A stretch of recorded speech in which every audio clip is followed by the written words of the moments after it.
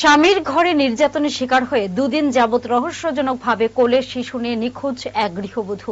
গৃহবধূর নাম নাইমা খাতুন। গৃহবধূর বাবার বাড়ির লোকজনদের দাবি তাদের মেয়েকে কোনো কুচক্রের হাতে তুলে দিয়েছে স্বামীর বাড়ির লোকজন। অন্যদিকে স্বামীর বাড়ির লোকজনের দাবি গৃহবধূ অন্য যুবকের হাত ধরে পালিয়ে গেছে। গোটা ঘটনায় তদন্ত শুরু করেছে পুলিশ। এই চাঞ্চল্যকর ঘটনাটি সংঘটিত হয়েছে উত্তর ত্রিপুরা জেলার পানিসাগর থানাধীন পদ্মবিল এলাকায়। এখন দেখার পুলিশ গোটা ঘটনায় তদন্ত করে নিখোঁজ গৃহবধূকে উদ্ধার করতে কতটুকু সক্ষম হয়।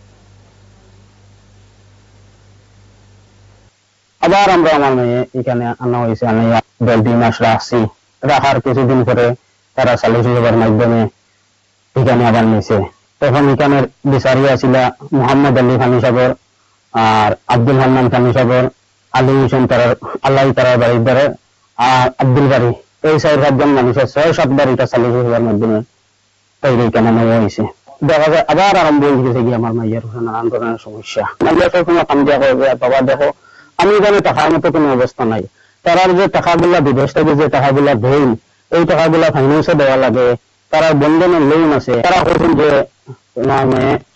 17 তারিখ সকালে গেছে গিয়ে সেবা করার লগে আপনি আইন এখানে সহযোগিতা আমরা লোকে করেন। আমরা যাওয়ার পরে রাজা হেড করছেন মাইয়া যে পর পুলিশের লগে যায়, এটা কোনো ধরনের কোনো আমরা লগে কোনো যোগাযোগ করেছে না বা আমরা এটা শুনাইছেন না, এটা সম্পূর্ণ ফলস। আর টাকা টাকার ব্যাপার যেটা কইছেন যে মাইয়া টাকা 5 লক্ষ টাকা নিচে গিয়ে সমাজের বডি নিচে গিয়ে, এটা একবারে ফলস। আপনারা অ্যাকাউন্ট পুলিশের তদন্তের মাধ্যমে দেখবা।